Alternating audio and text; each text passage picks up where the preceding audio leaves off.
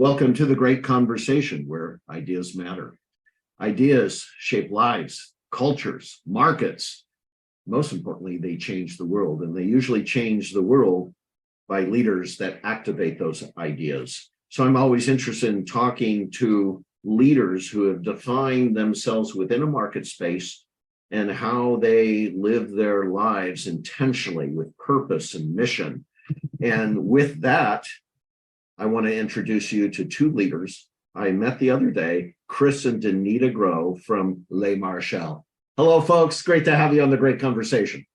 Well, thank you, man. It's so great to be here and finding somebody in our local neighborhood as well, man. We really appreciate it. Yeah, what he's referring to, Chris is referring to, is we realize we're both in the Pacific Northwest. So we got to have coffee one day, definitely. And yes, for those of you, what we mean is the greater Seattle area. And yes, the state bird is the slug. Yes, right? It is. And I think the state plant is moss or fungus or something. Yeah, it's behind all of our ears and we're proud of it, right? There you go. But the way I stumbled on to Chris and Danita is they had announced, I'm very close to many people who participate in the International Protective Security Conference Board. And is that the right IPSB, right? IPSB. Yeah. And Chuck Randolph, for example, I've had on the Great Conversation podcast. And I noticed that Chris and Danita were promoting alongside IPSB an event of security leaders and giving back with some knowledge forums and so forth. So I want to talk about that today. But before we do that, who in the heck is Chris and Danita Grow? So tell me your journey, folks. Let's start with how Les Marchal started. So I'm sure there's the story behind the story, right? There always is. Basically, it was happening around the world in two different places at the same time. I'll let Denny step in and speak her portion about the beginning and the inception of Athena, and Athena Academy and the Nanny Guards process. Mine was started off on this side, and all around the world. Spent my time with the Marines for a stint with 3rd Light Armored Reconnaissance.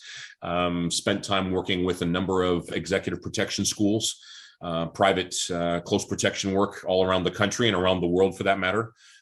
Years as a firefighter and emergency medical technician working with the medics on our teams. And that just slowly compiled itself into working in the close protection world with the executives and that we don't go into details, but some of the upper biggest names, in the world, having done work with them alongside their teams or with their teams as well. And that's how we met. But you can tell your portion, Denny. How did that start over there? Well, so Danita or Denny, how should I call you? Oh, you can call me Denny.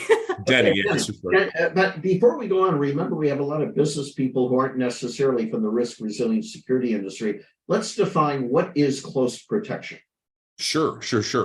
Close protection or executive protection. The two terms are very closely related, although some people find the definitions to be different. It'll have to do with someone who is very highly trained and experienced. The two must work hand in hand. With the close protection or executive protection of your C-suites with large corporations, VIPs, diplomats from around the world. Quite often it can be just, I hate to say the spoon feds, but those who have just had money handed down and they're very wealthy and are in a position of ridicule or criticism from whatever element it is. So you're providing protection for them. You provide transport, logistics, risk analysis, all these things, which in most people's terms, they go, oh, you're the bodyguard. We in the business don't like the term bodyguard because it tends to always lean towards the stereotypical picture of the big thug in the corner. It's become such a scientific thing, so much multifaceted a business in that we're doing the advanced work. We're prepping their lives to be smooth, their transportation, their family's transportation and safety, doing risk and threat analysis for them before they go, or even for their lives just locally around their local home and businesses. So that's kind of the definition behind that term. Thank you very much. So let's start with Denny's story. Well, my story starts in 2002. I'm 20 years old. I'm working as a barista, and I see an ad about a bodyguard school. I'm going to use the term bodyguard to make it easier with the audience. I pick up the phone. Do you accept women? And the answer was, if you can deal with the very hard training, yes. And I found myself being the first female in their class. From what they told me, the first female they ever had. After I graduated my first bodyguard school, I realized that there weren't many women around or in the business. And my instructors wanted to help me. They didn't know how to help me because protective industry in Greece back then and at that time was something very new, and women in the business were non-existent. So yeah, I was the tiniest in the school, in the class. So I came up with the idea to create Athena Worldwide and Athena Academy, basically a training academy and a company that would promote females, train and promote females in the industry. I was very young, many mistakes. I had no experience running a business or no experience in the security industry. So I had to rely on other people who have been more in the industry or they had their own companies. Again, many mistakes, but I learned, I survived, the company survived and is doing very well. And I worked in different European countries. I ended up working in India at some point for quite some time, which I really enjoyed. And in 2017, I met Chris. We started dating. In 2019, we got married and we said, okay, let's put our efforts together. Let's join our forces and create Le Marchal as the parent company of Nanny Guards and Athena Worldwide. Tell me about Nanny Guards. So Nanny Guards came to me as an idea because as a female agent, I was hired to work for either the females in the families of the executives or for the children. And when I was working for the children, I realized that there is a huge gap between the nannies that work for these children and the security teams. And I wanted to create something that will close this gap, something that is going to train nannies in a very specific and basic security mindset, be more situational aware, so they can work better along with the security teams where they are when the family has security teams. And if not, then the nanny can be more aware and the family can have a peace of mind knowing that my nanny is trained not only to take care of my child, but also how to protect my child. It's so funny. And I think you'll both laugh at this. This is how weird my mind works. But if I think about an executive like we profile Chris, we have, when we travel, our nannies. We have our executive assistants, we have our travel team, and they're all designed to help me facilitate the business I need to get done or my personal adventures with my family, facilitate, make it easy, make it valuable. And yet, the security team has to have enough soft skills to intersect with them to also fulfill the same objective while keeping them safe. So you saw that there was this gap between the security team and a very important resource that probably wasn't necessarily recognized by your male counterparts, right? Yes. But did I make a wrong kind of association between the two genres? No, it's very correct. Because here we have the security team that has a very specific role. And here we have the PAs or the butler or the driver or the nanny who has a different role. But at the end of the day, all of them are serving the same client. So yeah. It's a team that the team has to work along and together for the client. And one of the biggest things we found, that because I've been in that business for so long, is that you're not going to make the security guy become the nanny. Just not going to happen. You might make us the driver. We start to say all kinds of awful things if you make us the butler. So somewhere along the way, the discussion had to be, and we know this, nannies and EAs in particular are either the saving grace of the security team's needs and desires, or they are the bane of our existence. And there's no in between. So there was a need to bring them up. And that's what she noticed, because Greek men in particular on one of these protection teams, tell them to be a nanny. But you need to take the nanny and make them at least aware of, how do we work? What's our mindset? What are we thinking? Because then you're an asset to the team. You're not providing heavy amounts of security, but you know what we need and you know where we need you, so that you blend with us. And we're always thinking the nanny's a great person, not the nanny's this boat anchor that we can't get rid of who's driving us crazy. It's so brilliant that you were able to think in those terms back then, Danny. and be able to see that gap. And it's just brilliant. But the reason I brought it up, we both have a good friend, Max Siegel of Anna, and we had this very discussion, not about nannies, but about the team around the executive that really needs to go through the same kind of skills that you probably teach in the academy. Yes. We have been also training PAs because Yeah, they have a very crucial role. And when you get somebody in a hybrid role, like a nanny right. in security or a PA in security, then you have better results. There is a misconception that clients have large groups of people around them, like big security teams.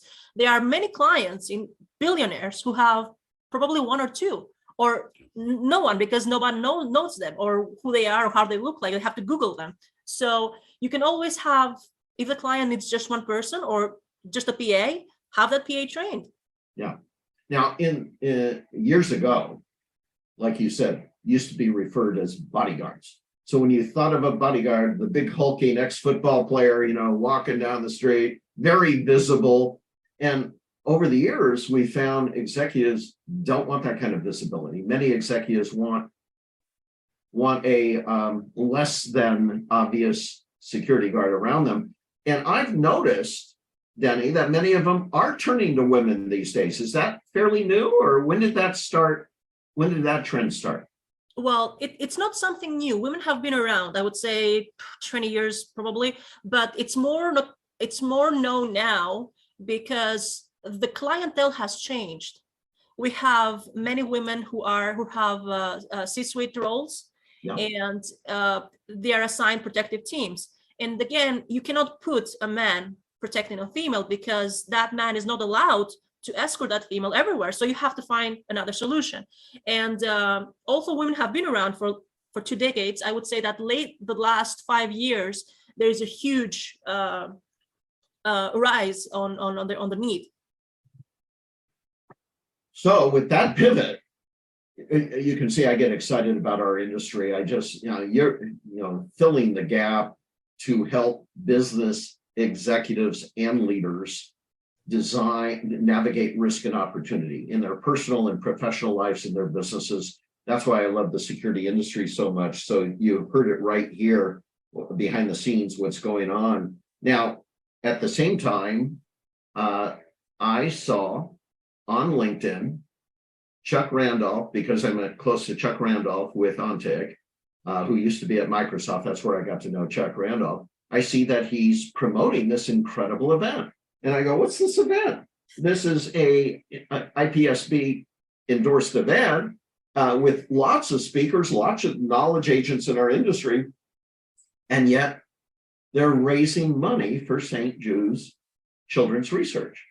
And those of you who don't know anything about St. Jude's, I've followed St. Jude's since Marlo Thomas started talking about it, who is Danny Thomas's kid. And they're a wonderful, people and families. When you have a kid going through cancer, you got to live with that kid no matter where they are. So they provide facilities for the kids. They provide treatment for the kids. It's like this all-encompassing warm blanket to help these families go through a real crucial period. And when I saw, holy cow, that you were putting all the funds, raising funds for all these speakers in this virtual event that went entirely to St. Jude's, it captured my heart. And I wanted to run out and, what can I do? So I called, I sent an email, I think, or a text to you, Chris, and suddenly I got a call late at night while I'm having a martini in my reading chair. But yeah. Tell me about that. How did you come across St. Jude's? What grabbed your heart? So both of us have had experiences with it different. Many years ago, I was along with security for some of the celebrities and some of the recording artists in Nashville. I was an aspiring musician, songwriter, and I would volunteer for anything that would allow me to work near the stars, near the industry. And quite often they would hold charities. And they would donate their buses for kids to go out and enjoy some shopping together. And I noticed that during the year, they would be involved with St. Jude's. And you'd watch these big recording artists, the cool guys, the great macho pictures, and they'd go in. And sometimes I would see the videos of them visiting St. Jude's, and they'd come out blubbering messes and crying because they dealt with and had the opportunity to firsthand hold the little hands of somebody who has more courage than you and I will ever have. And so that started me. That St. Jude's has always been close to my heart.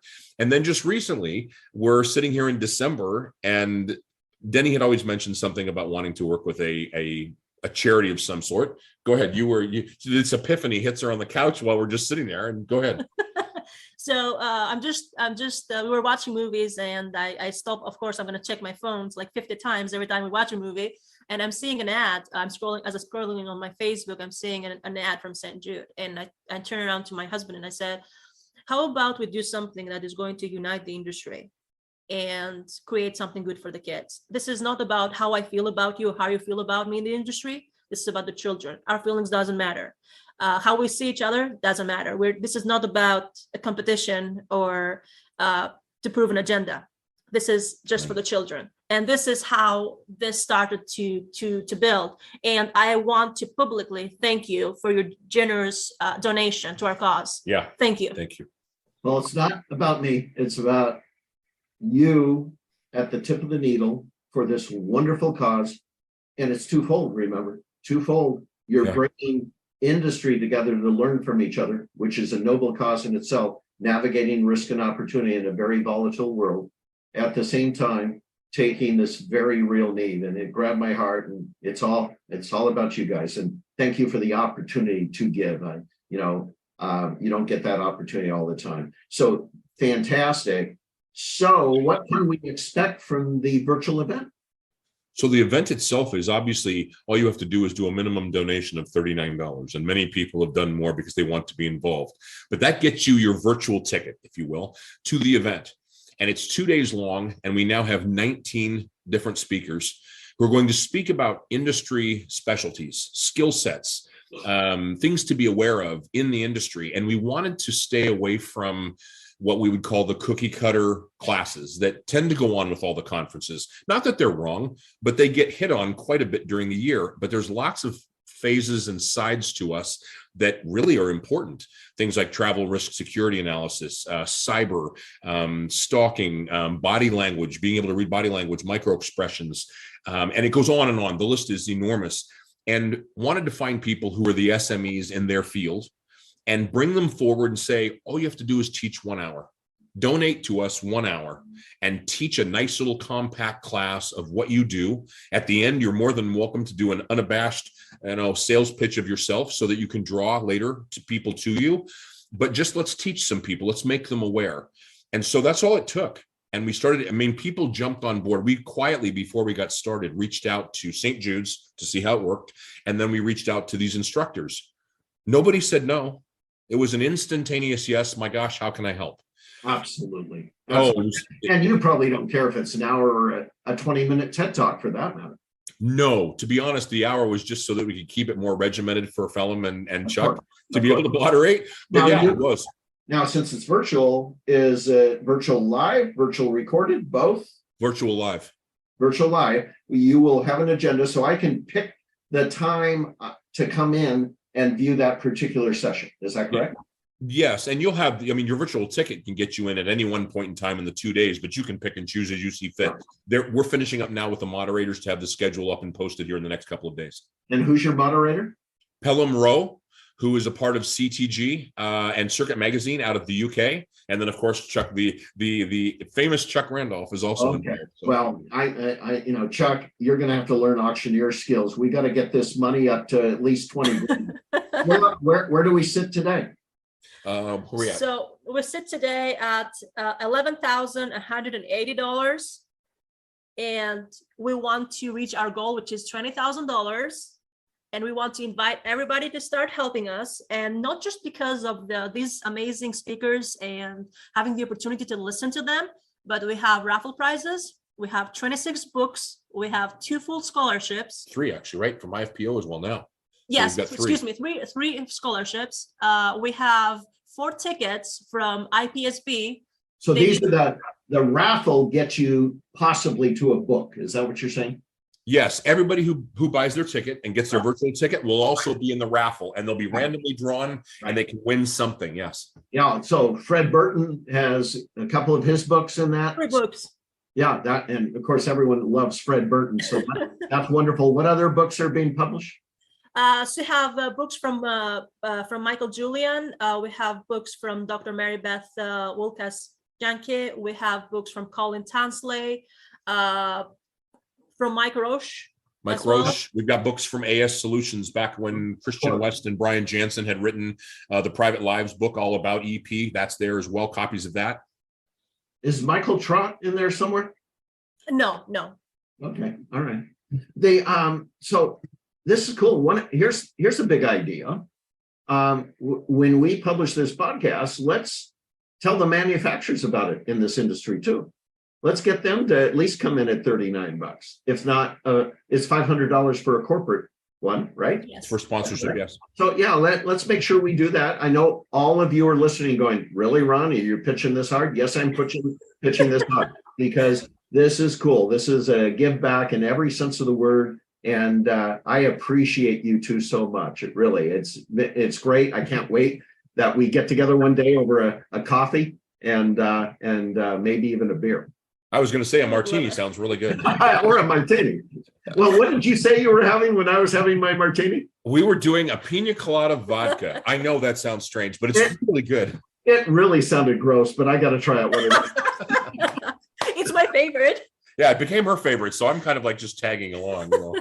This has been a great conversation with Alain Marichal, who underneath them has Athena Worldwide, Athena Academy, Nanny Guards, and just appreciate you two so much.